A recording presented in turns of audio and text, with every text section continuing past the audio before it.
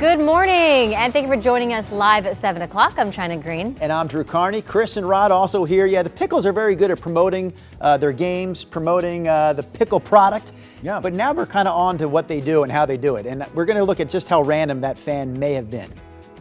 Full scholarship baseball player somewhere. Well, how about college baseball player somewhere? We'll leave it at that. We'll have more coming up at 7:45, guys.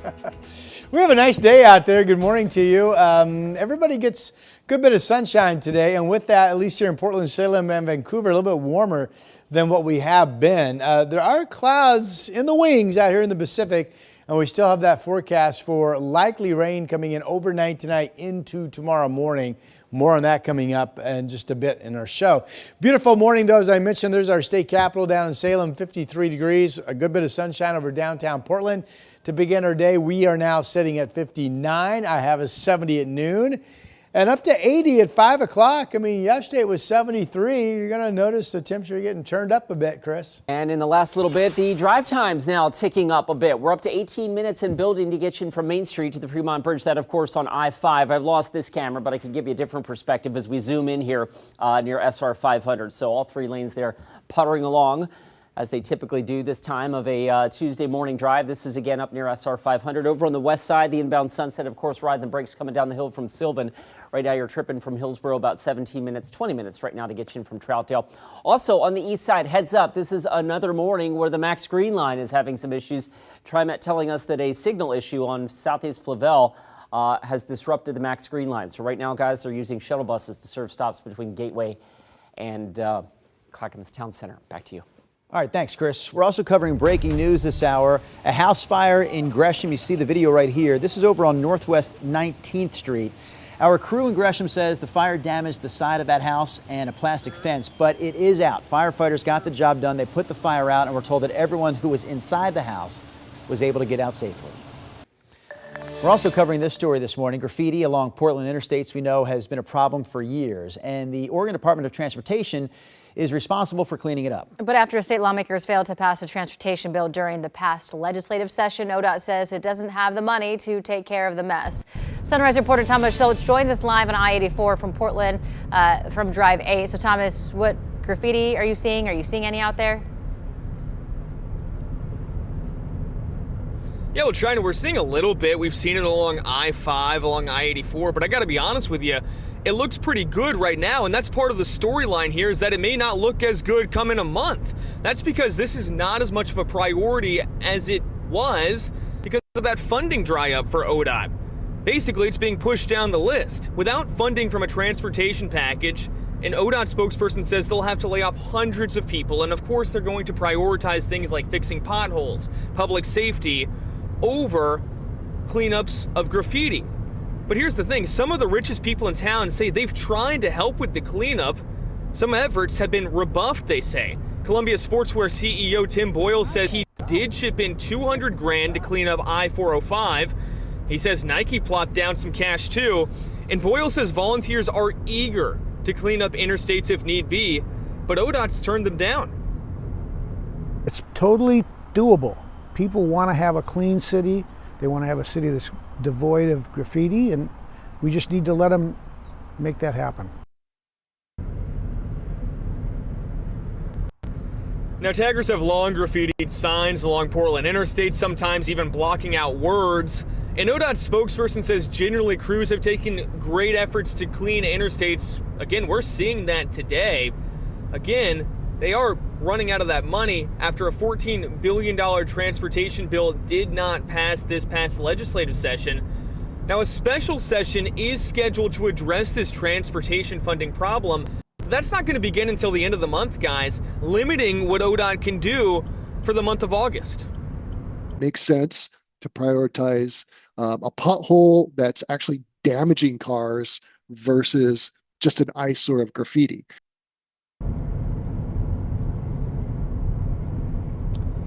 So in the interim, that tagging will not be addressed. You can see here as we continue now south I-205. We're getting on here, and you can see as we approach, I want to stick on our shot just a little bit of graffiti maybe up here on this Division Street sign, but still pretty marginal of what we're seeing. Of course, guys, that could possibly change over the next month or so as ODOT works without that additional funding that they need to address this problem. Drew, China. Thomas, thank you. Your time now is 7:06. We want to let you know that in an effort to move blue and red line trains through downtown, TriMet will permanently close the Skidmore Fountain Mac station. So starting August 24th, trains will run directly between Old Town, China, and Oak Street. The TriMet board approved the closure last year, saying that the station was just 500 feet from the next stop and had low ridership. Today is primary election day in the state of Washington, so this is for our viewers in Southwest Washington. Those of you watching in Clark, Cowlitz, Skamania counties, you have to get your ballots postmarked by today in order to count. You can also take your ballot to a drop box by 8 o'clock tonight. For more information about what's at stake in your individual areas, you can check out your local county website. In Washington County, a certified nursing assistant has been arrested for allegedly stealing a patient's credit card and using it on a shopping spree. A grand jury indicted Jeanette Collins right there on multiple charges, including criminal mistreatment and identity theft. We're showing you her photo because they believe she may have other victims. So police say Collins worked at the OHSU Hillsborough Medical Center. Tualatin police are asking for help to find this woman, 61-year-old Leanne McNerney, who was last seen 2 weeks ago in Wilsonville near Southwest Parkway Avenue. Police consider her endangered because she has cognitive and medical issues. She's about 5'4", 110 pounds with blonde hair and brown eyes. She also has a prosthetic left leg and uses crutches when she's not wearing that prosthetic. So anyone with information on where she may be should contact Tualatin police. A Multnomah County jury has found a man guilty of criminally negligent homicide in a crash that killed a young boy 2 years ago. On July 8, 2023, Dupree Smith ran a red light while going more than 80 miles per hour before slamming into a car. The 11-year-old in that car died from his injuries. Smith said that he was speeding because he had been shot and was trying to get to the hospital. A sentencing date has not been scheduled yet. After nearly 100 years, a piece of Portland firefighting history made its final run on the Willamette. We're talking about the David Campbell fireboat that put on one more water show yesterday. The boat was named after one of the city's most legendary fire chiefs who died fighting a fire in 1911. The David Campbell fireboat went into service in 1927 and wasn't taken out of service until 4 years ago in 2021. Over that period, it went from protecting wooden docks and maneuvering alongside steamships to watching the construction of steel bridges and high-rises. The David Campbell represents so much of our history. It's going to have a new home now. It's going to stay at the Columbia River Maritime Museum in Astoria and will be on display there starting next spring. Your time now is 7:09. Head over to Rod Hill. We have some rain coming in. This week? This is overnight tonight for Portland, and we think when you wake up tomorrow morning it's raining. Futurecast shows the first wave of rain shower activity about 10 o'clock this evening along the coast, Tillamook up into Astoria. Then here comes that wave of rain first thing tomorrow morning. This is 5 a.m. So if this is correct, roads will be wet when you get up tomorrow morning. There will be rain in the area and maybe a slowing commute. Of course, Chris McGinnis will be here to keep you updated on that. But models all love us getting a good bit of Maize Bowl rainfall tomorrow. So we'll see how much we end up with. Right now, though, it's a beautiful Tuesday. There's no storm threat east of the Cascades today, so all of our region will be dry. And for the most part, we're all going to see a good bit of sunshine. And we'll warm up over the last couple of days for sure. The Reserve Vineyards and Golf Club out in Aloha, 59 degrees with calm winds. There's Providence Park. You can see the early morning sun trying to get into the stadium there. 55 is the temperature. And here's our map later today. Really comfortable stuff. No 90s. Mostly 80 to 85 statewide if you look at the map here. And then you've got temperatures at the beach in the 60s, maybe some 70-degree numbers in places like Tillamook, but you folks will be clouding up later this afternoon going into this evening. Our 7-day has 2 alerts. So today's great. A lot of sun, 80 degrees. We'll cloud over this evening. Then we have the rain coming in into tomorrow morning. We have an impact alert for the rain tomorrow morning, potentially slowing the commute. A temperature of 73 for a high. Most of the rain is AM hour stuff. And then Thursday, we're all dry. Friday, we're starting to warm up into the mid-80s. Sunday, 94. And then we've got impact alert for what could be our first extended heat wave of the season and also our first threat to see 100-degree temperatures. Matt had a 101 from his forecast last night. And again, that's a good vivid reminder that we are tracking that type of potential heat. Here's Chris. Ron, thanks for that. We pick it up on the east side with another service disruption to the Max Green Line. Again, a reminder, they're using shuttle buses this morning to serve stops between Gateway and Clackamas Town Center because of a signal issue near Southeast Flavel. So obviously expect some delays there. Drive times ticking up a little bit now, approaching 20 minutes to get you in from Main Street on I-5 southbound. There's the live look right now at SR 14. Obviously slow and go on that side of town as we zoom into Clark County here. All three lanes puttering along here near SR 500. There's the ramp, by the way. From SR 500 westbound. So a little tight on that side of town. Really slow now at the Sylvan Hill. You've got obviously busy traffic and then the sun right in the driver's eye there. So that obviously leads to some slowing. And the westbound Banfield right now. Heavy coming in from Gateway now. We're up to about 21 minutes to get you in from Troutdale west to the I-5 split. Drew, China? Thank you, Chris. Still to come on Sunrise, we're hearing from local teachers about the importance of having school supplies to start off the new year. Sunrise streaming live at 7 continues in just 2 minutes. The KGW Plus TV app, streaming 24/7. Local news from the team you trust on your time. Track how the weather will impact your day. Certainly becoming increasingly hazardous. Extended, continuous coverage of breaking news live from the scene. That snowpack is still heavy. Go deeper with in-depth interviews and exclusive reporting. All the local news you need, live or on demand. KGW Plus. Download on your TV and watch for free.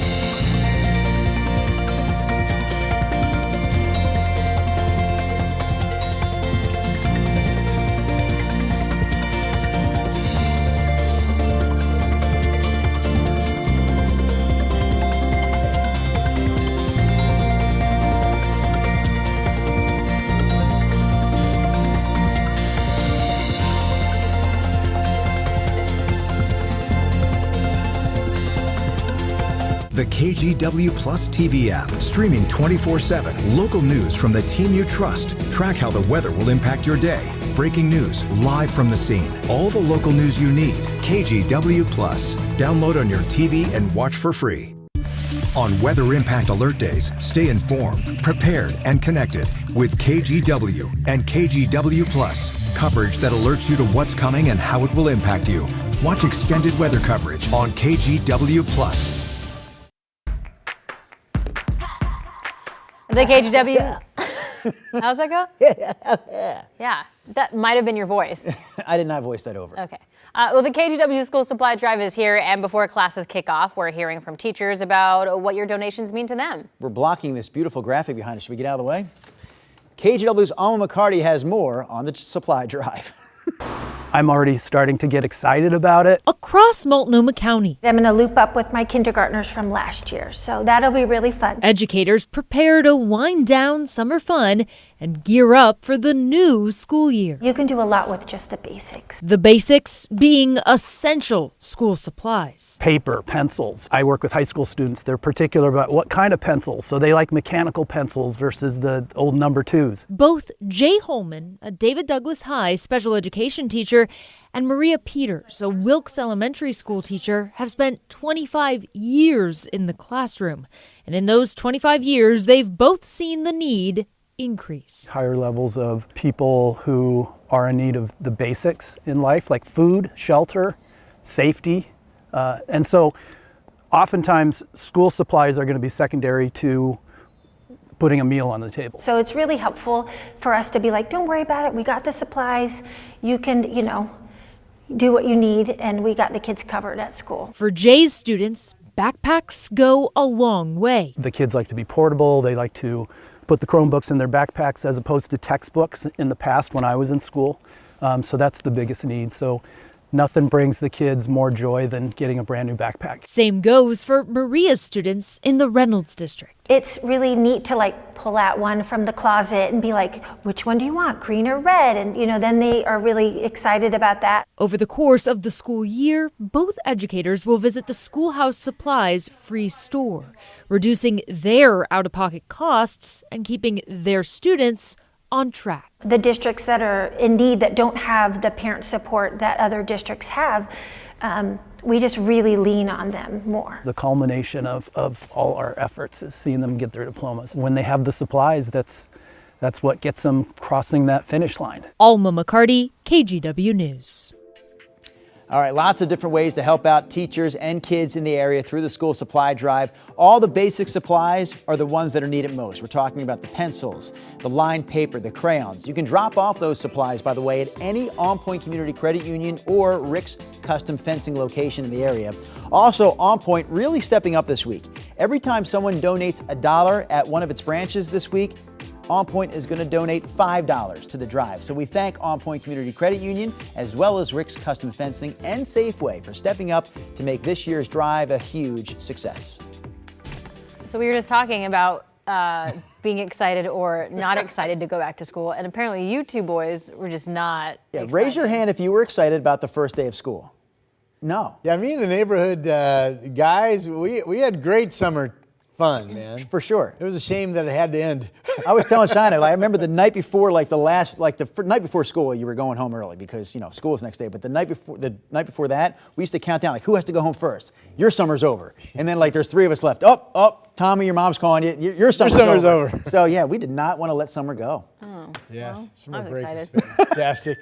All right, we have a beautiful day. One of the big headlines is there's no lightning threat today anywhere because we will be all dry. So you folks, LeGrand, Pendleton, Burns, Baker City, no rain chance. Just enjoy a really for you, mostly sunny day. And here on the west side, we'll be all dry too. This is later this morning. Now clouds by late afternoon will start to increase and thicken up and take away sunshine along the coast. And we'll see some increasing cloudiness later this afternoon here into the valley as well. This is 5 o'clock. And then models have been back and forth in terms of showing a threat of rain before midnight. Could be some light stuff before midnight tonight.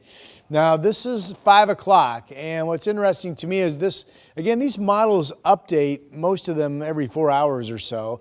So this has just updated since I've had eyes on it. So it's the first time I'm seeing this too. 5 o'clock tomorrow morning. This shows pretty good push of steady rain. Tillamook into Portland, Astoria, Longview, and Mount Adams. And then you can see the elongated batch of rain that comes in through 10 o'clock in the morning and extends down through Salem, and maybe there's a touch of rain down around Eugene. But this would be enough for the roads, especially coming into Portland, to be wet for your commute tomorrow. And the latest modeling still shows most of the rain early morning through mid-morning. And then here we are later in the day, a scattered shower threat. But again, most of what we're going to get will be during those AM commute hours of your Wednesday. All right, let's see here. This doesn't look like this one is updated yet. These are the numbers I've been showing you. 1/10 to 2/10 of an inch of rain tomorrow morning on average up and down I-5 from Salem through Portland up into Kelso, Longview, and then maybe 1/4 of an inch to 3/10 of an inch of rain along parts of the coast, and rain out through the gorge tomorrow as well. Nothing stormy with this, just some rain coming in, but we don't get it that often, so might mess up the morning commute when folks realize, it's raining outside. Here is Cathedral Ridge Winery out in Hood River. Not wet, that's a sprinkler making the back patio area wet there. You can see the beautiful sunshine. If you're going to be out in the gorge today, Hood River west winds to about 15, high temperatures only about 80 degrees. Should be a beautiful day out there. Pioneer Park building off to a sunny start looking out over Pioneer Courthouse Square, 59 degrees. And up in the West Hills, our live camera at the Oregon Zoo showing 56 degrees. So again, we're all dry, no weather-related issues. It is a beautiful morning. Coast temperatures generally in the 60s today. Again, a late day overcast expected after some sunshine this morning and into the afternoon. Salem 83. We'll be about 80 degrees up in Southwest Washington. I've got Portland at 80. The impact alert for the morning rain tomorrow, messing with your commute hours, or maybe you have some work plans outdoors that rain would back off those plans as well. 73. Thursday becoming sunny, 76, 80s on Friday, 94 on Sunday, day one of what could be the first 3-4 day run of 90-degree heat we've had so far this summer. And it's the first real threat also of getting up to around 100 degrees. Impact alert up for that hot weather on Monday. Here's Chris. Rod, thanks for that. I want to get you back over to Northeast Portland, give you a live look right now. Photojournalist Eric Patterson on the scene. He's standing on the Northeast 42nd Avenue Bridge over Northeast Lombard. He's going to pan around a little bit. I'm bringing you here because, of course, this bridge was supposed to close yesterday. PBOT has postponed this work at least 1 week. But when this closure goes into effect next Monday, this will be a 2-year closure of the Northeast 42nd Avenue Bridge over Lombard as PBOT does some significant repairs, about $25 million worth of repair work to work on this bridge. Again, that closure has been postponed a week, but once it does close, the 5,000 of you that use this bridge every day will have to go on a fairly lengthy detour, about 1.5 miles or so, to get around that closure of Northeast 42nd Avenue. We'll keep you posted on that, of course. Still a couple days away on that. Right now, the drive out of Clark County is our slowest commute, I-5 from Main Street down to the Fremont Bridge. Drew, right now that is averaging about 19 minutes. All right, thank you, Chris. Coming up here on the Sunrise Show, a political standoff in Texas over redistricting. And now governors from other states are getting involved. We'll have more of this political showdown in our national headlines when Sunrise continues in a minute. The KGW Plus TV app, streaming 24/7. Local news from the team you trust on your time. Track how the weather will impact your day. It's certainly becoming increasingly hazardous. Extended, continuous coverage of breaking news live from the scene. That snowpack is still heavy. Go deeper with in-depth interviews and exclusive reporting. All the local news you need, live or on demand. KGW Plus. Download on your TV and watch for free.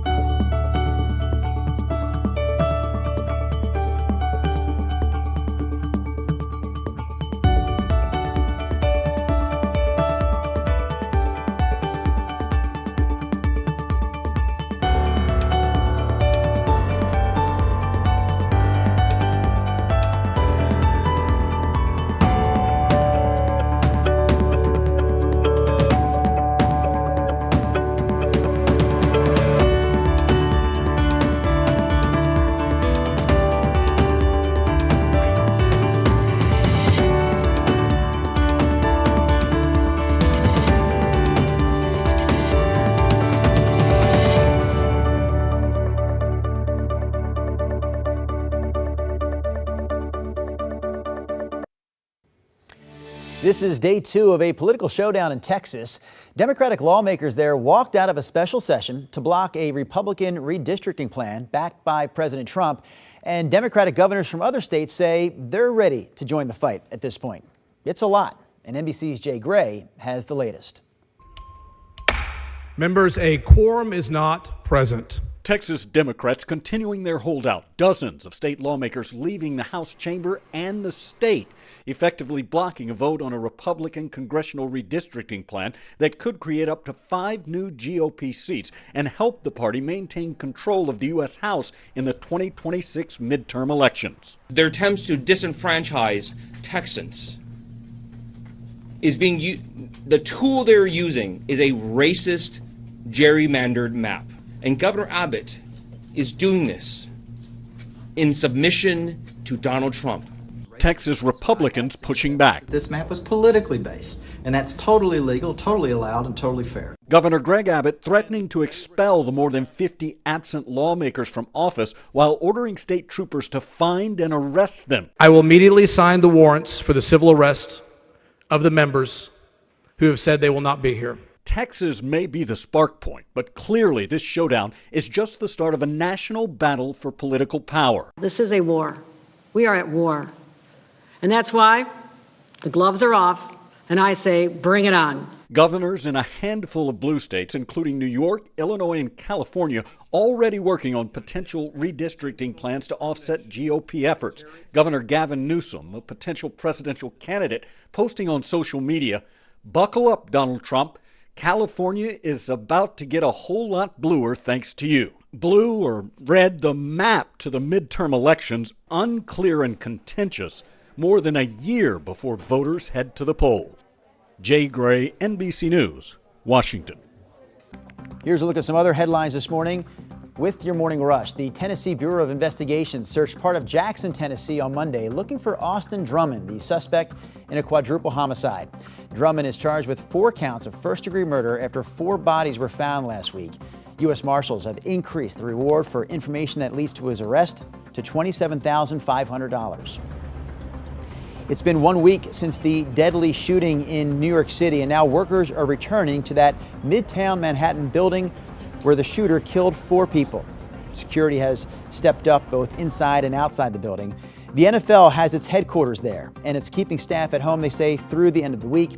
Investigators say the shooter targeted the NFL headquarters, killing 4 people before he took his own life. The NCAA says March Madness will not expand next year. The tournament field will stay at 68 teams for both the men's and women's tournament. League officials say talks about expanding to 72 or 76 teams will continue, but the changes won't happen before the year 2027. And that's a look at your Morning Rush. I'm pretty sure you guys might have heard that we turned down 40% GWI. That's false, I'm afraid. Coming up in our next half hour, a Sunrise, striking Boeing workers in Missouri speak out about why they rejected the company's latest offer.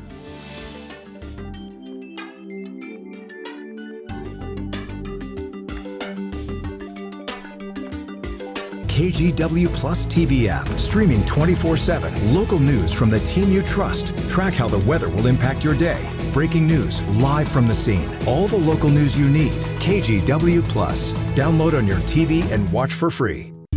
On Weather Impact Alert Days, stay informed, prepared, and connected with KGW and KGW Plus. Coverage that alerts you to what's coming and how it will impact you. Watch extended weather coverage on KGW Plus.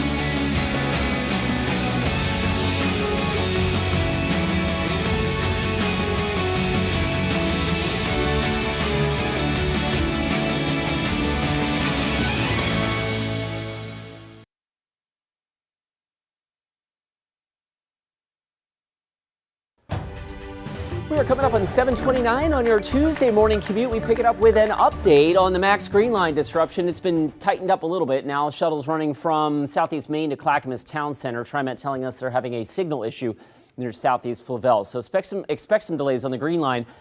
Keeping it on the east side, your westbound I-84 commute, slow and go through the Gateway District, puttering along at about 12 miles an hour. There's the live look right now. It's just underneath the Max bridges there as you roll in from I-205. So right now, that commutes up to about 30 minutes to get you in from Troutdale. And last but not least, definitely not least, the I-5 drive, always slow and steady. I can depend on that every morning at this hour of a morning commute. 22 minutes now, Main Street to the Fremont. Rod. Chris, I see lots of sun on your maps and on my sky cameras as well. This will be a brighter day than what we have been seeing, and a bit of a warmer day here in the valley as well. Salem, you're off to a 53-degree start with sunny skies. There's downtown Portland, a 59-degree start. We'll be 70 at noon. I have us getting up to 80. And then don't forget, we have rain coming in, likely rain, overnight tonight into tomorrow morning.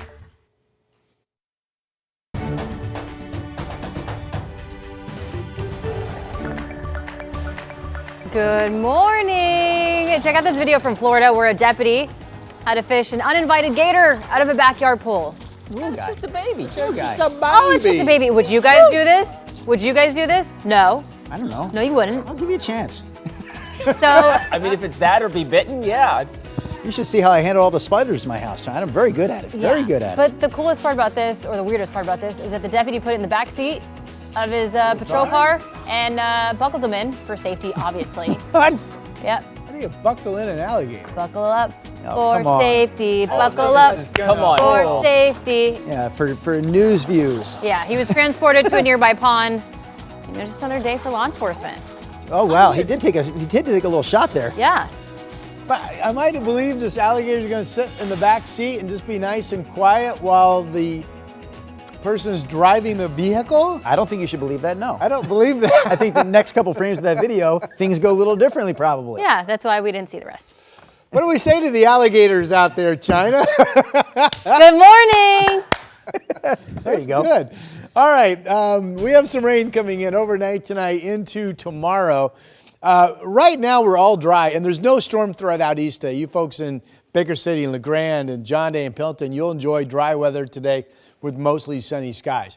Thickening clouds out to sea will start to cloud over the coast later this afternoon. We'll probably see some increasing clouds here in the valley later today as well. Here we are right now. Chinook Winds Casino Resort in Lake City. Really a pretty morning, isn't it? A lot of blue skies, some cloudiness to look at. 52 is the morning number. We are mostly sunny over downtown Portland, a bit warmer at 59 degrees. Again, the brightest, warmest day we've had in a few, 70 degrees at noon, and we'll get up to about 80 at 5 o'clock. We'll track tomorrow morning's rain with Futurecast coming up in just a bit. Here's Chris. While we will track your morning commute right now, we take you live to Clark County. There's I-5 southbound, slow and steady at the Interstate Bridge. This is at SR-14. By the way, this is the ramp from I-5 south to SR-14 eastbound. That's zipping along just fine, but if you're continuing south over the bridge, you're not alone. 23 minutes now, the trip to get you in from Main Street down to the Fremont. Over on the east side, westbound, 84, out near, Rocky Butte, right there, really puttering along at about 12 miles an hour, if that. You might be able to sprint faster than that, right underneath the Max Light Rail bridges. And right now the trip in from the east side is up to about 30 minutes or just shy of that from Troutdale. An update on this TriMet service alert. There's been another Max Green Line disruption this morning. It's been tightened up a little bit. They've restored some service, but they're still using shuttles to serve stops between Southeast Main and Clackamas Town Center. Guys, TriMet telling us this is because of a signal issue near Southeast Flavel Street. So expect some ongoing delays with the Green Line service this morning. Drew? All right, thank you, Chris. Let's get to our top news headlines here at 7:30. A Washington County Sheriff's deputy who was shot while serving an eviction notice at a Tualatin apartment complex is suing the owners of that complex for over $20 million. Deputy Charles Doze was serving an eviction notice at the Timbers at Tualatin last July when a tenant, who investigators say barricaded himself inside, opened fire as deputies kicked in the door. Deputies later found the man dead inside that apartment. The lawsuit claims property managers ignored red flags, including barricades, altered locks, and reports that the tenant was unstable. Our day consists of serving subpoenas, restraining orders, orders of assistance, restraining order move-outs, and also evictions. There was nothing in the paperwork that showed that there was any sort of risk. The sheriff's office says Doze remains on leave. We did reach out to the various defendants named in this case, but only Pacific Urban Investors, a real estate investment business, responded to us saying that they do not comment on pending litigation. Come to me. You're under arrest. Hey, listen to instructions. Walk back to me now. Meanwhile, new body cam video from Thurston County, Washington near Olympia shows the moments before a fight broke out between a sheriff, whose voice you just heard, and a driver suspected of DUI. Before the confrontation happened, Sheriff Derek Sanders says that driver was speeding, nearly rear-ended another car, and went around someone in a no-passing zone. The sheriff also says Ivan Mendez threw liquor in his face before that struggle began in his family's driveway. He says Mendez grabbed his throat, kept grabbing at his vest. The video shows Mendez getting tased before deputies released a canine on him. Mendez's sister was sleeping inside the house, and she woke up when all this was happening outside. She described using that dog on her brother as excessive. He still brought the canine. My brother there's no way for my brother to do anything at all to them, at all. Like they already had him. They already had him pinned down. Mendez was taken to the hospital before he was arrested. He faces several charges, including DUI and resisting arrest. Portland Police and Fire investigating a suspected arson at a playground outside a local nonprofit. Investigators say someone intentionally set fire to this playground Sunday morning at Cairo Academy on Southeast 139th and Stark. Cairo serves immigrant, refugee, and low-income families and had just finished building the structure. Investigators are now looking into if this was a bias crime. All right, take a look at the vest in this video here. A Salem man was sentenced to more than 8 years in prison after using this vest. Authorities say it was actually a fake explosive vest and he used it to rob multiple businesses. Prosecutors say Nicholas Contreras Samion hit 2 Woodburn grocery stores earlier this year, demanding money while showing workers he was wearing that vest that looked like it was strapped with dynamite. Prosecutors say at one point he also hit a button that activated red flashing lights on this vest. A bomb squad, though, later determined that the vest didn't actually contain explosives. A former Fred Meyer employee was sentenced to more than 2 years in prison after stealing more than $60,000 from the store. And listen to this. In May, 44-year-old Rainbow Melody Stammet of Oregon City right there, pleaded guilty to charges including aggravated theft. In March of 2023, she had worked at a Fred Meyer for about 2 years when the retailer's loss prevention office noticed her taking cash from the self-checkout station. She told Oregon City Police that she stole the money to support her gambling habit. She is now required to repay Fred Meyer for the money she stole. More than 3,000 Boeing workers in St. Louis walked off the job Monday, launching a strike after rejecting the company's second contract offer in a week. The last time Boeing faced a major strike was back in 2023 when workers right here in Oregon and Washington went on strike. We have more on the story now from St. Louis. Honks hyping up union members of the International Association of Machinists and Aerospace Workers District 837. Cheers encouraging their campaign for a better contract with Boeing. It just ultimately didn't feel right. The union rejected a second proposal involving a 4-year deal, including a 20% general wage increase, a potential 40% average wage growth, and additional paid time off. I'm pretty sure you guys might have heard that we turned down 40% GWI. That's false, I'm afraid. It was 20%. They're 20% that they're saying we get. People like me that are at the top, we only get 12. These union members believe the time is now, especially after years of sacrifice. 2 contracts ago, they were threatening that we didn't have any work in here, which at the time we were slow. So they talked us into signing a 7-year contract with no raises. University of Missouri St. Louis labor studies professor Doug Swanson knows the investment companies put in. But with a shallow employment pool, employees may have the upper hand here. Employers understand that it costs a lot of money to recruit somebody, and it costs a lot of money to get them trained. The employer is investing a lot of money in their workforce, and then when that person leaves, that investment goes out the door. Until an agreement, workers stay passionate on the picket line. I want to retire from here. I don't want to leave here. Until we do win, I'm a side contractor, so I will be keeping myself busy, keeping money coming in until they decide to give us the respect we deserve. Your time now is 7:38. Alaska Airlines is adding 7 new routes on the West Coast. That includes nonstop flights between the Hollywood Burbank Airport and both Eugene and Redmond. Those routes are set to begin in late October. A historic aircraft has landed at the Tillamook Air Museum. So the combat-tested fighter jet, known simply as Harrier, flew here to Oregon from a naval station in California. And according to the Air Museum, this fighter jet was delivered to the Marine Corps back in 1995, flew in Iraq and Syria, and then supported humanitarian combat operations for nearly 30 years. It was kind of the full demonstration of what the Harrier can do. Coming in, doing an overhead brake, which is a pretty typical aircraft carrier maneuver, and then coming in and doing the vertical takeoff, the short field takeoff, kind of showed everything that this plane can do and kind of put a cap on a good life for the aircraft. Yeah, the vertical takeoff is really the coolest part. The plane used a little bit of runway there, but the complete vertical takeoff is literally from a standstill and the plane going straight up into the air.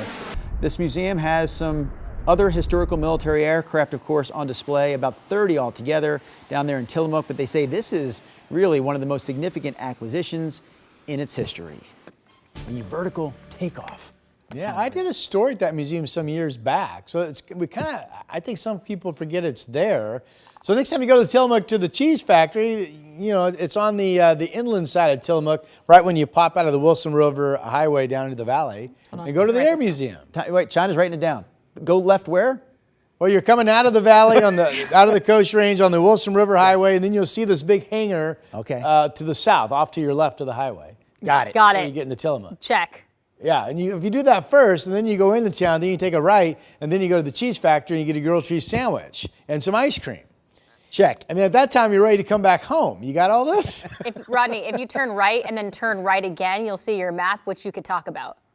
Well, thank you very much for that. I appreciate that. Let me figure this out. There you go. We have rain. Not today. This comes in overnight tonight into first thing tomorrow morning. All of the models are really consistent in that we get measurable rainfall mainly during the early morning to mid-morning hours tomorrow, which is when the commute is. So we have an impact alert up for the potential that tomorrow's morning commute would be slower than typical because of the rain. Models like us getting 1/10 to 2/10 of an inch on average from Salem up through Portland, Vancouver, and Kelso, and 1/4 of an inch or more perhaps along parts of the coast, and good rain out through the Columbia River Gorge tomorrow as well.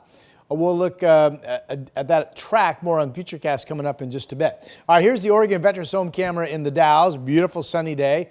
Not much wind today, northwest at 6. Your afternoon breezes expected to be west 10 to 20. You'll be up into the 80s, not 90s, so a comfortable day out in the gorge.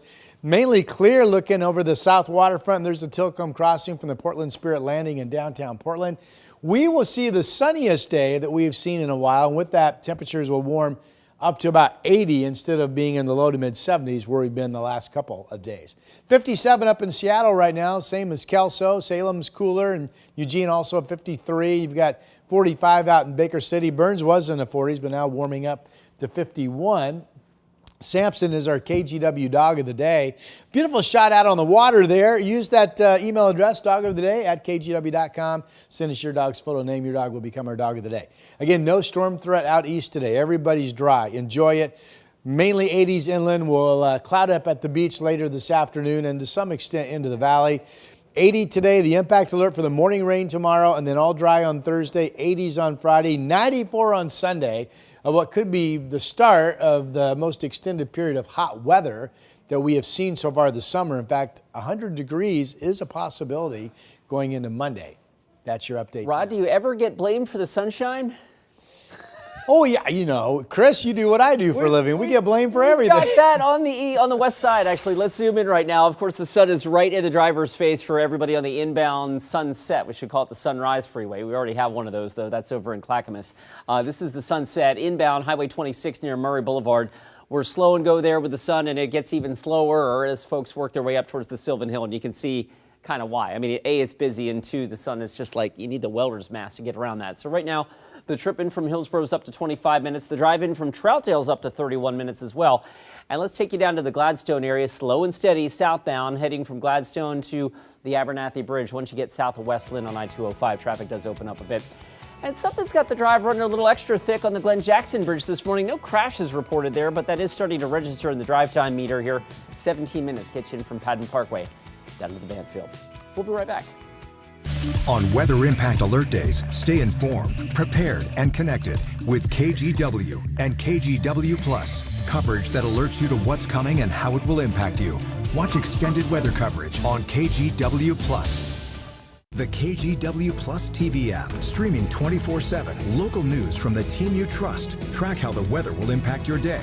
Breaking news live from the scene. All the local news you need. KGW Plus. Download on your TV and watch for free.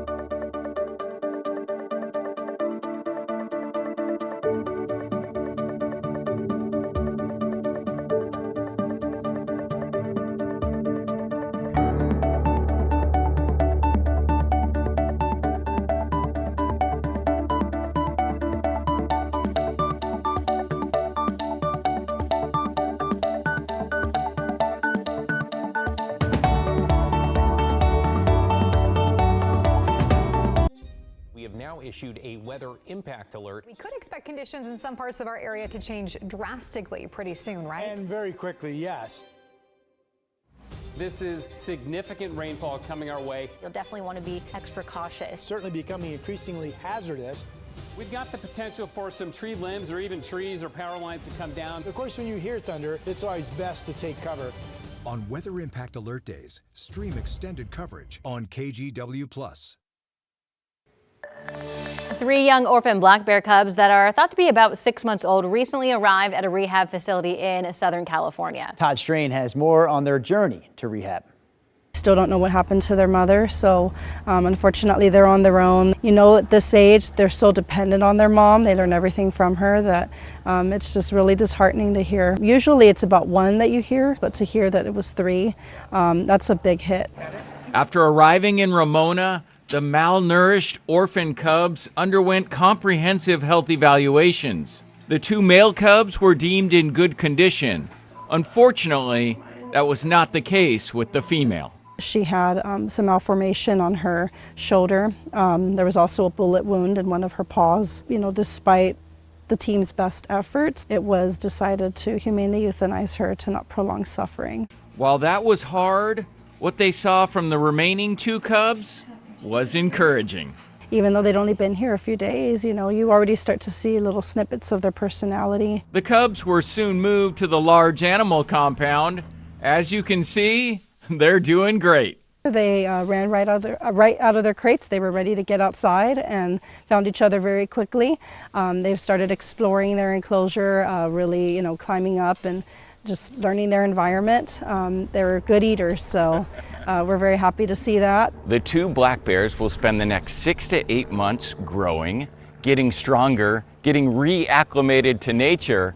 Then in April or May, it's go time. Time for the bears to go and return to the wild. Our ultimate goal is to release them back out into the wild. We hope to be able to show them as much as possible of how it is to be a bear. Like I mentioned, we'll do our best to show them how to forage, exhibit those natural behaviors, and most importantly, stay fearful of humans. You know, it's hard to say goodbye, but it's something that, you know, we all work for. All right, how about a little animal news from our own backyard? Yeah. Tula 2. Big animal news. Big animal. You're right. Big animal. Even though it's a baby, it's still big animal news. Tula 2 now 6 months old, so there was a half birthday celebration for Tula at the Oregon Zoo. The official half birthday happened last Friday. Of course, Tula 2 made headlines earlier this year when she was born back in February. Named cutest animal of 2025 by the Today Show. Look at it. That's why. Get it. Also serving as Grand Marshal of the Grand Floral Parade in June. So yeah, a lot has happened in the first 6 months of life for Tula 2. Stand up. Stand up. You have 4 legs and you can't stand up. There we go. Wow. No, I'm just kidding. I wasn't part of the group that was, you know, oh. I know you weren't. I remember when Tula 2 was first born, China kind of had this look of on her face. Yeah. But she's grown on you, right? Yeah. Now she's kind of adorable. She's so ugly, she's cute. Just like when you first met Drew and I remember you were kind of like, these are the guys I'm working with. You're so but ugly, now you're kind cute. of like us. Yeah. Jeez Louise. Oh my gosh. All right, my ugly. Hey, high five to all the uglies. Yeah, we love you. All right, here's a look at our satellite picture. We've got the clouds trying to come in. At least they're aiming at us. The coast will cloud up later this afternoon, and we will see increasing cloudiness probably later this afternoon here in the valley. Right back here, the models love rain. Again, as a forecaster, you have to convince yourself it's going to rain this time of the year because typically it does not, but all of the models have consistently shown that we get 1/10 of an inch and maybe even 2/10 of an inch of rain, and even more than that from what's going to be coming in overnight tonight into tomorrow morning. Here's Futurecast. Now today, beautiful day. There's no thunderstorm threat out east, so everybody's dry. We get a good bit of sunshine before we cloud up along the coast later this afternoon. This is 11 o'clock this morning. Here's 5 o'clock. Here are the clouds increasing, especially at the beach later today. Now, the earlier model had some rain during the evening along the beach. This updated model says no, just clouds, so we'll see. Here's tomorrow morning at 5 a.m. Rain, especially widespread near to north of Portland, Astoria, Longview, Mount Adams, Tillamook. And then during the morning hours, this rain kind of extends farther down to the south. It breaks into scattered showers, but you get the idea. There's a decent push of rain coming in early through mid-morning tomorrow. Well, that's right smack dab in the middle of the morning commute, so we think roads will be wet, and this will be a factor in perhaps some slowing. Hopefully no accidents, but maybe some slowing. That was 10 o'clock. Once we get into the afternoon, there's a continued scattered shower threat. It just doesn't look like we're going to get much. Most of the rain will come in again early to mid-morning, which is where these totals rack up a tenth to about 2/10 of an inch of rain on average from Salem up through Portland and farther north. And then you've got a better chance of a quarter of an inch and maybe a little bit more along parts of the coast, and some good rain making it up to Mount Hood area and then out through the Columbia River Gorge as well. Nothing stormy. Just some rain. And if we could somehow get a quarter of an inch of rain tomorrow for this time of the year, boy, that's fantastic. I know if you have plans, it's a bummer because you figure your odds of having dry weather great this time of the year. So I get that. But overall, the rain is really special this time of the year. It's hard to come by. Chinook West Casino Resort in Lincoln City, 52 degrees, beautiful sunshine. And it's going to be dry over in Central Oregon. This is Warm Springs, the Canita Hot Springs Resort. They're out there getting the thermal pools ready for another day. They've been really busy this summer. It's a fairly new redo of the thermal pool areas, and they've had good crowds when I've been looking at that camera. Here's the Rose City view this morning. We are beautiful. Early morning numbers, 59 in Portland, 53 in Salem, 53 down in Eugene as well. We're en route to getting up to about 80 today. The wet weather tomorrow morning, only 70 to 73 for a high. Dry on Thursday, 80s on Friday, and again, the first kind of extended period of hot weather that will go beyond 2 days starts Sunday of next week, and it could include getting up to 100. Here's Chris. Hot. All right. Hey, heads up on the west side, ongoing today on Cornelius Pass Road, also known as Oregon 127. ODOT's doing some chip sealing on that road. So they lay down this asphalt tar mix and whatnot, and it's messy. And it's also going to create some traffic delays for a 2-mile section north of Germantown Road. So just be aware that this is ongoing today, that they will be using flaggers to alternate traffic through that area throughout the day today on Cornelius Pass Road north of Germantown. That obviously, as we mentioned, will create some slow spots. All right, inbound on the Sunset out near Murray. Again, the drive facing the sun and facing some slow-moving traffic as you work your way eastbound. That trip in from Hillsborough now has jumped up to about 27 minutes. Not to be outdone, the drive from Wilsonville is pretty thick as well. 35 minutes now to get you from Wilsonville Road. And a quick check over on the east side. Slow and steady in I-205 right now. That's your southbound commute to Gladstone. Slow roll. Let's try that again. Slow rolling down to the Abernathy Bridge. Traffic speeds do pick up south of Westland. China. Thank you, Chris. Still to come on Sunrise, we're focusing on salmon fishing and what local regulators are doing to make sure they thrive. Sunrise streaming live at 7 continues after this. The KGW Plus TV app, streaming 24/7. Local news from the team you trust on your time. Track how the weather will impact your day. Certainly becoming increasingly hazardous. Extended, continuous coverage of breaking news live from the scene. That snowpack is still heavy. Go deeper with in-depth interviews and exclusive reporting. All the local news you need, live or on demand.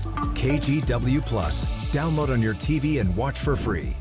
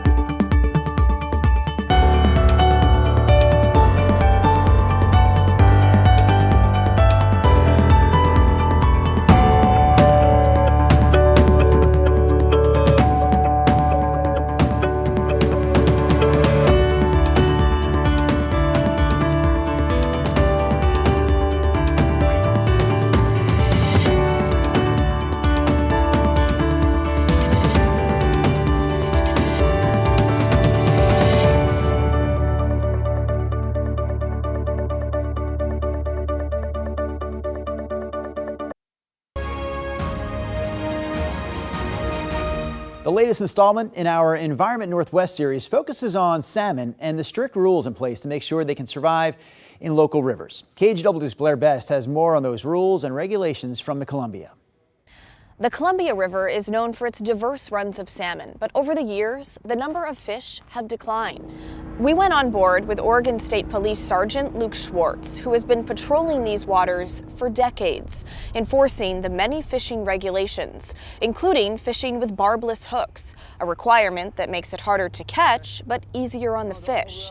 There are also catch limits on salmon, which depends on the body of water and time of year, and each catch must be immediately validated online for the state to keep track and prevent illegal harvesting. Not everyone follows the rules. I did the crime. I gotta feel like I should pay the ticket. I did it. I do think it's harassment. Everywhere you go, they show up every day, pretty much, and day after day after day. I would just ask that fishermen do their best to follow those regulations, because that's what's allowing them to be out here to fish. Blair Best, KGW News.